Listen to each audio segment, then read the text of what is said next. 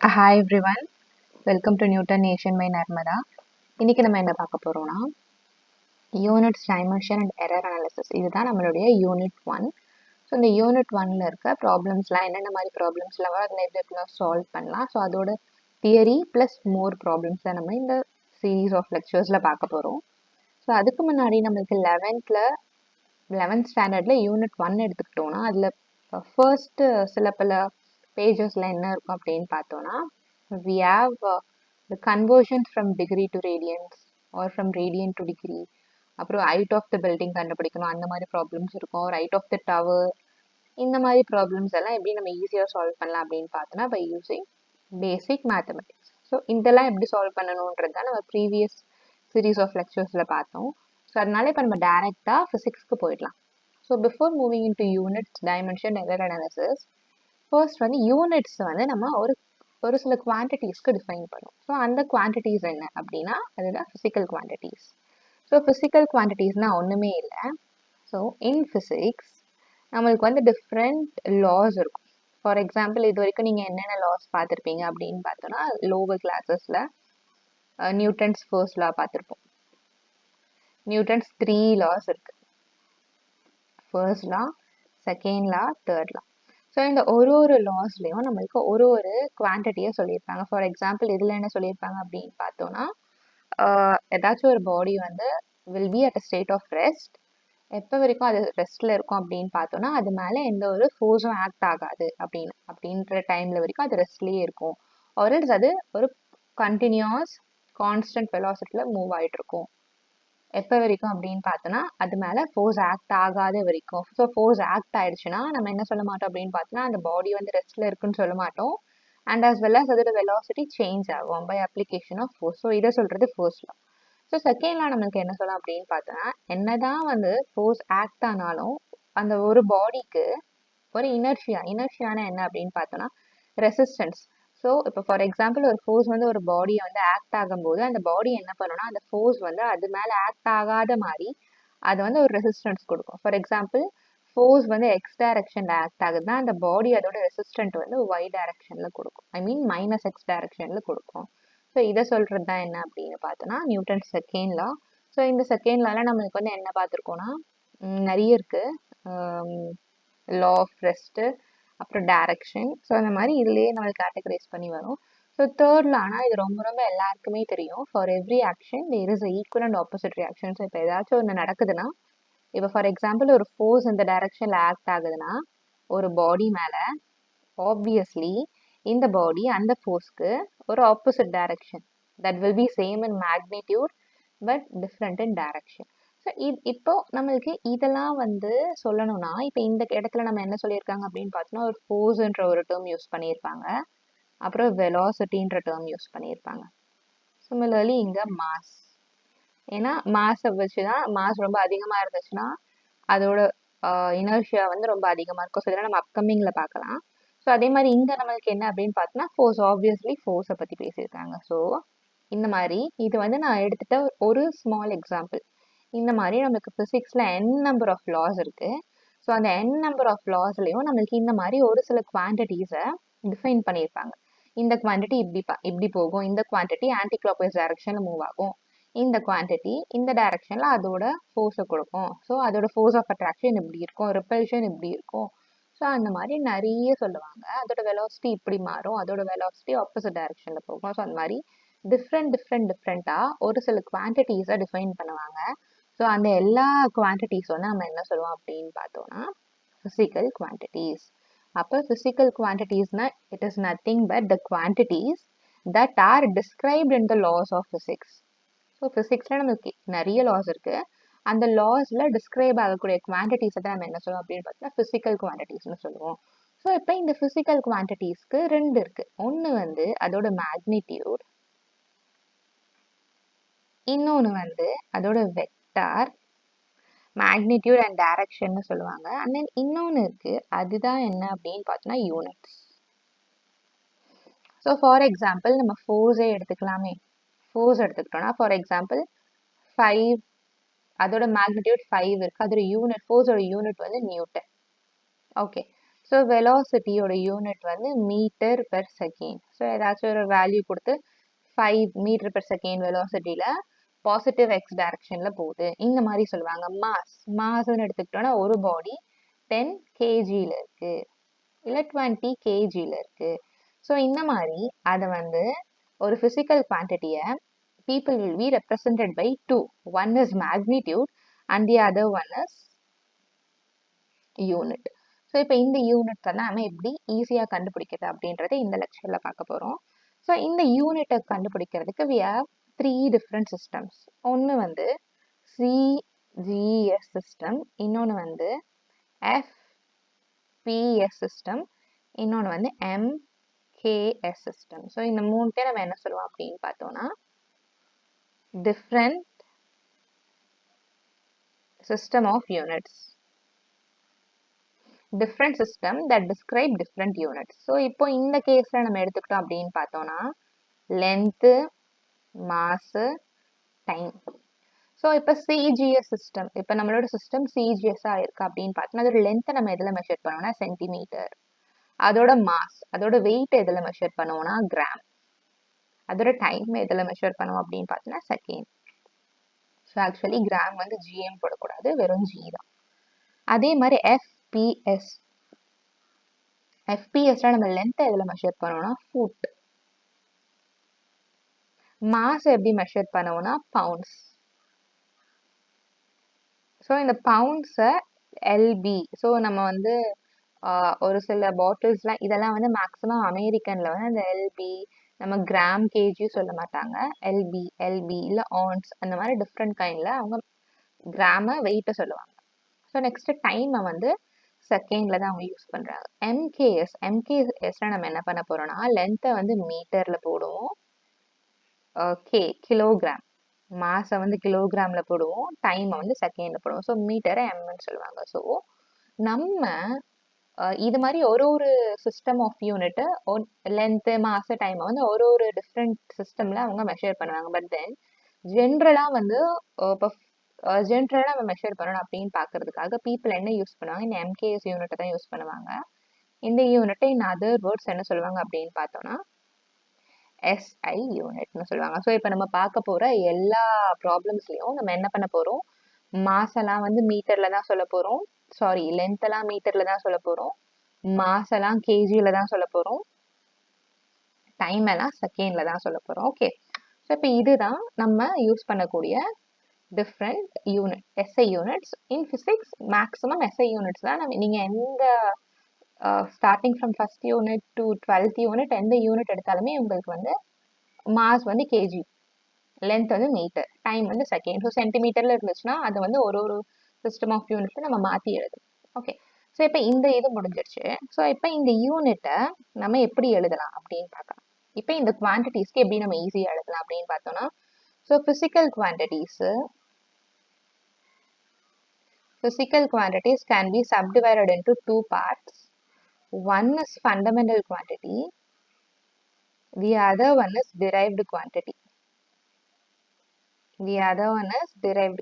So இப்போ fundamental குவான்டிட்டினா என்ன அப்படின்னு பார்த்தோம்னா, ஃபார் எக்ஸாம்பிள் அதுக்கு மாதிரி டிரைவ்டு பார்த்துக்கலாம். ஸோ டிரைவ்டு குவான்டிட்டிஸ்னா என்ன அப்படின்னு பார்த்தோம்னா can be written in terms of combination of fundamental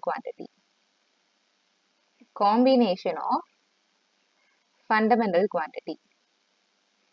so இதுக்கு பெஸ்ட் எக்ஸாம்பிள் என்னன்னு பார்க்கலாம். இப்போ ஃபண்டமெண்டல் குவான்டிட்டினா என்ன அப்படின்னு பார்த்தோம்னா இதை வந்து நம்ம மற்ற குவான்டிட்டிஸால் எழுத முடியாது. ஃபார் எக்ஸாம்பிள் மாஸை வந்து மாஸ் மட்டும்தான் எழுத முடியும். அதே மாதிரி மாஸை வந்து that is a fundamental quantity. மாஸை வந்து சப்டிவைட் பண்ணி something into something equal to mass அப்படி எழுத முடியாது. வேறாஸ் இந்த டிரைவ்டு குவான்டிட்டி நம்ம ஃபோர்ஸ் எடுத்துக்கலாமே, ஃபோர்ஸ் எப்படி எழுதலாம்னா மாஸ் இன்டூ ஆக்சலரேஷன் இப்படி எழுதலாம். சிமிலர்லி இந்த இடத்துல மாஸ்ன்றது ஃபண்டமெண்டல் குவான்டிட்டி, ஆக்சலரேஷன்றது டிரைவ்டு குவான்டிட்டி. ஏன் ஆக்சலரேஷன் டிரைவ்டு குவான்டிட்டி? ஏன்னா ஆக்சலரேஷனை நம்ம எப்படி எழுதலாம், velocity by time taken. Okay, so அதே மாதிரி இந்த இடத்துல வெலாசிட்டின்றது டிரைவ்டு குவான்டிட்டி, டைம்ன்றது ஃபண்டமெண்டல் குவான்டிட்டி. ஏன்னா டைமை வந்து நம்ம எப்பயுமே வேற ஒரு இதனால எழுத முடியாது. So time is a fundamental quantity. So அதே மாதிரி வெலாசிட்டி நம்ம என்ன போடலாம் அப்படின்னு பார்த்தோம்னா distance by time taken. So இந்த இடத்துல ஆல்ரெடி நான் சொல்ற டைம் வந்து fundamental. Here distance is also fundamental quantity. So இப்போ இன்னொன்று நீங்க ஈஸியா எது ஞாபகம் வச்சுக்கலாம்னா, இந்த 3 நம்ம இது பண்றோம் பாருங்க. இந்த எஸ்ஐ யூனிட்ல நம்ம 3த்தோட யூனிட்டை சொல்லுவோம். So length, mass, time. இந்த 3 பேருமே யாரு அப்படின்னு பார்த்தோம்னா ஃபண்டமெண்டல் குவான்டிட்டிஸ். whereas அப்படின்னா என்ன அர்த்தம் அப்படின்னு பார்த்தோம்னா they cannot be written in terms of any other quantities. அது பேர் தான் fundamental quantities. whereas derived quantities என்ன அப்படின்னு பார்த்தோம்னா derived quantities can be written as a combination of fundamental quantities. so either fundamental quantity add பண்ணலாம், or multiply பண்ணலாம், or divide பண்ணலாம், or subtract பண்ணலாம். ஸோ இந்த மாதிரி வரக்கூடிய ஃபண்டமெண்டல் குவான்டிட்டிஸை இப்படி மல்டிப்ளை பண்ணி ஒரு புது குவான்டிட்டி எடுத்துட்டு வருவோம். ஸோ அந்த குவான்டிட்டியை தான் நம்ம என்ன சொல்லுவோம் அப்படின்னு பார்த்தோம்னா டிரைவ்டு குவான்டிட்டிஸ்னு சொல்லுவோம். ஸோ இந்த கேஸ்ல இப்போ நம்ம என்ன கண்டுபிடிக்கணும் அப்படின்னு பார்த்தோம்னா ஃபண்டமெண்டல் குவான்டிட்டிஸோட யூனிட் என்னன்னு கண்டுபிடிக்கணும், டிரைவ்டு குவான்டிட்டிஸோட யூனிட் என்னன்னு கண்டுபிடிக்கணும். ஓகே, ஸோ இப்போ நம்ம நெக்ஸ்ட் அதை தான் பண்ண போறோம். ஸோ நார்மலி நான் சொன்ன மாதிரி எஸ்ஐ யூனிட்ல ஃபார் ஃபண்டமெண்டல் குவான்டிட்டி, ஃபார் லென்த்துக்கு மாஸ், லென்த்துக்கு மீட்டர், மாஸ்க்கு கேஜி and timeக்கு second. Okay, so apart from this length, mass, time, apart from this இங்க என்ன இருக்கு அப்படின்னு பார்த்தோம்னா சார்ஜ், அதுக்கப்புறம் வந்து லென்த். நான் இப்போ எழுதுறது எல்லாமே எஸ்ஐ யூனிட். ஸோ லென்த்துக்கு மீட்டர், மாஸ்க்கு கிலோகிராம், டைமுக்கு செகண்ட், சார்ஜுக்கு கூலும். ஸோ கூலும்னு ஒன்று இருக்கு. அப்புறம் கரண்ட்டுக்கு ஆம்பேர். ஸோ இது ஆக்சுவலி இது ரெண்டுத்தையும் கூட நம்ம மாற்றி எழுதிக்கலாம். வேறஸ் இந்த 3 தான் ரொம்ப ரொம்ப ரொம்ப இம்பார்ட்டன்ட். ஸோ இப்போ இதுதான் ஃபண்டமெண்டல் குவான்டிட்டிஸ். இப்போ நம்ம அடுத்து என்ன பண்ண போகிறோம் அப்படின்னு பார்த்தோன்னா டிரைவ்டு குவான்டிட்டிஸ். நான் ஒரு குவான்டிட்டிஸாக எழுதி அதோட ஃபார்முலா என்னன்னு எழுதுவேன். அப்புறம் அந்த ஃபார்முலாவில் இருந்து எப்படி நம்ம யூனிட் கண்டுபிடிக்கலாம் அப்படின்றது எழுதலாம்.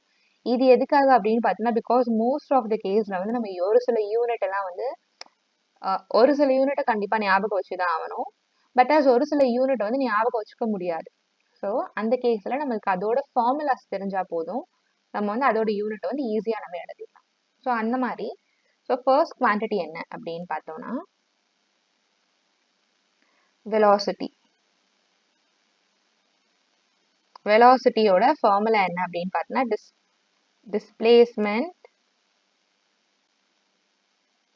Displacement by time. ஸோ இந்த இடத்துல இதோட யூனிட் எப்படி எழுதலாம்? டிஸ்பிளேஸ்மெண்ட்னா லென்த். ஸோ அப்போ எம், டைம் வந்து பை செகண்ட், டைம்னா செகண்ட். ஸோ இது எப்படி எழுதலாம்னா எம் எஸ், கீழே இருக்க எஸ் மேலே வந்துச்சுன்னா எம்எஸ் பவர் -1. ஸோ இந்த கேஸ்ல நம்ம அப்படியே இது படிக்கும் போதே பேரலா நம்ம டைமென்ஷன்னா என்னன்னு பார்த்துடலாம். அதை நான் இங்கே எழுதுறேன். ஸோ டைமென்ஷன்னாலும் சேம் தான். பட் தென் இந்த கேஸ்ல நம்ம டைமென்ஷனை மாஸை வந்து எம், கேபிட்டல் எம்னு சொல்லுவோம், லென்த்தை வந்து கேபிட்டல் எல்னு சொல்லுவோம், டைமை வந்து கேபிட்டல் டீன்னு சொல்லுவோம். இப்போ வந்து எதனால இந்த டைமென்ஷன் இம்பார்ட்டன்ட்ன்றதை நம்மளுக்கு வந்து ஒரு 4-5 டிரைவ்டு குவான்டிட்டிஸ் வந்ததுக்கு அப்புறம் நம்ம அதை கண்டுபிடிப்போம். ஓகே, ஸோ அப்போ நம்ம அப்படியே சைட் பை சைடு இங்கே நம்ம டைமென்ஷன் எழுதிடலாம். ஸோ டிஸ்பிளேஸ்மெண்ட்னா லென்த். ஸோ நம்ம எம்எல்டி போட்டுக்கலாம். ஸோ மாஸ் இல்லவே இல்லை, ஸோ 0. லென்த் இருக்கு 1, டைம் வந்து இருக்கு பட் டிவைட்ல இருக்கு, ஸோ அதனால -1. ஓகே, ஸோ நான் எதுக்கு இந்த சைட் பை சைட் போடுறேன்னா இப்போ டைமென்ஷன் எதனால ரொம்ப இம்பார்ட்டன்ட்ன்றதை நான் இப்போ அடுத்த வர 2-3 டிரைவ் குவான்டிட்டிஸ் பார்த்துட்டு பண்ணலாம். So the next quantity is acceleration. ஆக்சலரேஷனுக்கு வெலாசிட்டி பை டைம் டேக்கன். இந்த கேஸ்ல நமக்கு வெலாசிட்டிக்கு ஆல்ரெடி ஃபார்முலா தெரியும், எம் எஸ், அதை நம்ம இங்க டிரைவ் பண்ணோம், divided by time. So finally we have m s -2. அப்போ இதோட யூனிட் என்ன வந்து எம்எல்டி போட்டுக்கோங்க இனிஷியலா. ஸோ மாஸ் இருக்கா? இல்லை, 0. எல் இருக்கு, ஒரே ஒரு லென்த்து தான் இருக்கு. இந்த யூனிட் பார்த்துக்கோங்க, எம்னா மீட்டர், ஸோ ஒரே ஒரு லென்த்து தான் இருக்கு. டைம் -2. ஸோ இந்த இடத்துல நம்மளுக்கு கொஞ்சம் கன்ஃபியூஸ் ஆகும். கேஜி வந்துச்சுன்னா மாஸ் எம் போடணும். மீட்டர்னா லென்த் எல். இங்க நம்ம மீட்டர் எம் இருக்கு, நீங்க எம்முக்கு பவர் 1 போட்டுறக்கூடாது. ஸோ இதை மட்டும் நீங்க ஞாபகம் வச்சுக்கோங்க. ஏன்னா இதுல தான் நம்ம பீப்புள் கொஞ்சம் மிஸ்டேக் பண்ணுவோம். கொஞ்சம் கேர்ஃபுல்லா போடுங்க. So next one is force. Force equal to mass into acceleration. So இப்போ இந்த கேஸ்ல பாருங்க, நம்மளுக்கு மாஸோட வேல்யூ கேஜி, ஆக்சலரேஷனுக்கு ஆல்ரெடி போட்டாச்சு எம் எஸ் மைனஸ் 2. ஸோ இப்போ இங்க எம் எல் டில இப்போ வீல கேஜி இருக்கு. ஸோ கேஜினா மாஸ், அப்போ எம்க்கு 1 வரணும், எல்லுக்கு 1 வரணும், டிக்கு மைனஸ் 2. ஓகே. ஸோ நெக்ஸ்ட் அடுத்து work. Work equal to force into displacement. So இப்போ இந்த கேஸ்ல நம்ம வந்து ஃபோர்ஸ்க்கு கேஜி மீட்டர் செகண்ட் மைனஸ் 2 போட்டோம். ஆர்எல்ஸ் இதுக்கு இன்னொரு யூனிட்டும் இருக்கு, ஃபோர்ஸ்க்கு நியூட்டன். நான் லாஸ்ட் ஸ்லைட்ல சொன்னேன், இங்க பாருங்க 5 நியூட்டன் நம்ம போட்டோம்ல. ஸோ ஃபோர்ஸுக்கு இதுவும் அதோட யூனிட் தான், வேற நியூட்டனும் அதோட யூனிட் தான். ஸோ அப்போ இந்த கேஸ்ல ஃபோர்ஸ் இன்டு டிஸ்பிளேஸ்மெண்ட்னா என் இன்டு டிஸ்பிளேஸ்மெண்ட்னா எம். ஸோ நியூட்டன் மீட்டர் வரும். ஆர்எல்ஸ் நம்ம இதுலயே நம்ம எடுத்துட்டு வரும்போது kilogram metre s power minus 2, இதுதான் நம்மளுக்கு ஃபோர்ஸுக்கு. டிஸ்பிளேஸ்மெண்ட்க்கு இன்னொரு எம் வந்து மல்டிப்ளை ஆகும். ஸோ அதனால ஆல்ரெடி ஒரு 1 இருக்கு, இப்போ 1 + 1 2. சிமிலர்லி இந்த கேஸ்ல எம் 1 தான், எல் 2, டி மைனஸ் 2. இது வந்து ஒர்க்கோட ஃபார்முலா. நெக்ஸ்ட் நம்ம என்ன பார்க்க போறோம் அப்படின்னு பார்த்தோம்னா எனர்ஜி. ஸோ எனர்ஜிக்கு என்ன அப்படின்னு பார்த்தோம்னா, எனர்ஜியோட யூனிட்டும் ஒர்க்கோட யூனிட்டும் இஸ் ஆல்மோஸ்ட் சேம். நம்ம ஒரு சில இப்போ அடுத்து வரக்கூடிய ப்ராப்ளம்ஸ்ல தான் பார்ப்போம். the work done by an object is stored as its energy. So நம்மளுக்கு ஒர்க்கும் எனர்ஜியும் ஆல்மோஸ்ட் சேம். ஸோ சிமிலர்லி இப்போ நான் இங்கே ஃபோர்ஸுக்கு நியூட்டன்னு ஒரு யூனிட் இருக்குன்னு சொன்ன மாதிரி, ஒர்க்குக்கும் நம்மளுக்கு என்ன யூனிட் இருக்கு அப்படின்னு பார்த்தோம்னா ஜூல்னு ஒரு யூனிட் இருக்கு. ஸோ இப்போ இங்கே பாருங்க, நியூட்டன், கேஜி, எம்எஸ் மைனஸ் 2, இது ரெண்டுத்தோட என்னதான் வந்து யூனிட் டிஃபர் ஆனாலும், டிஃப்ரெண்ட் யூனிட்ஸ் இருந்தாலும் அதோட டைமென்ஷன் இஸ் சேம். சிமிலர்லி இங்க பாருங்க, இங்கேயும் யூனிட் டிஃப்ரெண்டா இருக்கு. நியூட்டன் மீட்டர் இருக்கு, or kg, m square, s power minus 2 இருக்கு, ஆர் ஜூல். இது மூணுமே டிஃப்ரெண்ட் யூனிட், பட் தென் அது மூணுமே சேம். ஏன்னா அதோட டைமென்ஷன் வந்து அது மூணுத்துக்குமே சேம் டைமென்ஷன் தான். ஸோ எனர்ஜியும் similarly, energy is similar as work. So அதோட டைமென்ஷனும் சேம் தான். நெக்ஸ்ட் நம்ம என்ன பண்ண போறோம்னா டார்க். ஸோ டார்க்னா என்ன அப்படின்னு பார்த்தா ரொட்டேட்டிங் ஃபோர்ஸ். ரொட்டேட்டிங் ஃபோர்ஸ், இதை நம்ம என்ன சொல்லுவோம் அப்படின்னு பார்த்தோம்னா force into distance. Force into distance. So same இதுக்கும் நம்மளுக்கு என்ன வரும், kg metre square s power minus 2. இப்போ இதுக்கும் நம்மளுக்கு என்ன வரும், m1 l2 t மைனஸ் 2. இப்போ இந்த கேஸ்ல பாருங்க, we have ஒர்க்குக்கும் டார்க்குக்கும் we have same dimension. So எதுக்கு இப்போ இந்த மாதிரி நம்மளுக்கு யூஸ் ஆகுது அப்படின்னு பார்த்தா, ஏன்னா நமக்கு ப்ராப்ளம்ஸ்ல போடும்போது ஒரு சில யூனிட் எல்லாம் கண்டுபிடிக்க சொல்லுவாங்க. இது ரெண்டுத்துக்கும் சேம் டைமென்ஷன், எதுக்கு சேம் டைமென்ஷன் இருக்கு அப்படின்னு கண்டுபிடிக்க சொன்னாங்கன்னா, நம்ம ஞாபகம் வச்சுக்காம ஜஸ்ட் அதோட ஃபார்முலாஸ் தெரிஞ்சா போதும். நம்ம அதோட ஃபார்முலாஸ் போட்டு அதோட டைமென்ஷன் எழுதி, ஸோ இதோட டைமென்ஷன் இதுதான், இதோட டைமென்ஷன் இதுதான், இல்ல இந்த ரெண்டு குவான்டிட்டிஸ்க்கு டைமென்ஷன் சேமா இருக்கு, இல்ல இந்த 3 குவான்டிட்டிஸ்க்கு டைமென்ஷன் சேமா இருக்கு அப்படின்னு நம்ம சொல்ல முடியும். ஸோ அண்ட் தென் இது வந்து ரொம்ப ரொம்ப இம்பார்ட்டன்ட் கொஸ்டின் வர்றதுக்கு நிறைய வாய்ப்புகள் இருக்கு. இந்த மாதிரி find which of the following has same dimension, இல்லைன்னா check the odd one out அப்படின்னு சொல்லி ஒரு 4 குவான்டிட்டிஸ் கொடுப்பாங்க. நம்ம 4 குவான்டிட்டிஸ்ல நம்ம பார்க்க போனோம்னா ஏதாவது ஒன்றுத்துக்கு 3த்துக்கு யூனிட் சேமா இருக்கும், 3த்துக்கு டைமென்ஷன் சேமா இருக்கும், பட் தென் அது 4th வந்து சேஞ்சா இருக்காது, இல்லை 3த்துக்கும் வேற வேற மாதிரி இருக்கும். ஓகே, அது depending upon the type of questions they're asking. Next question என்ன அப்படின்னு பார்த்தோன்னா power. So power is equal to work divided by time. So already நம்ம ஒர்க்குக்கு சிம்பிளா பார்த்துட்டோம் ஜூல்னு. ஸோ ஜூல் பை டைம்னு எழுதலாம். ஆர்எல்ஸ் நம்ம முன்னாடி பார்த்த மாதிரி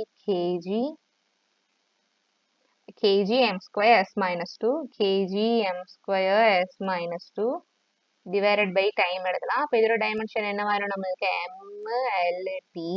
எம்முக்கு 1 தான் இருக்கு, லென்த்துக்கு வந்து 2 குவான்டிட்டிஸ் இருக்கு. டைமுக்கு வந்து இங்கே ஆல்ரெடி -2, இது மேலே போயிடுச்சுன்னா அப்போ -2 -1 அப்போ -3. ஸோ டைமுக்கு -3. அடுத்து momentum. Momentum equal to mass into velocity. மாஸுக்கு நம்மளுக்கு தெரியும் கேஜி, வெலாசிட்டி வந்து distance by time. So metre second, metre per second -1. இப்போ ஆன்சர் வந்து mL1 t⁻−1. நெக்ஸ்ட் வந்து இம்பல்ஸ்.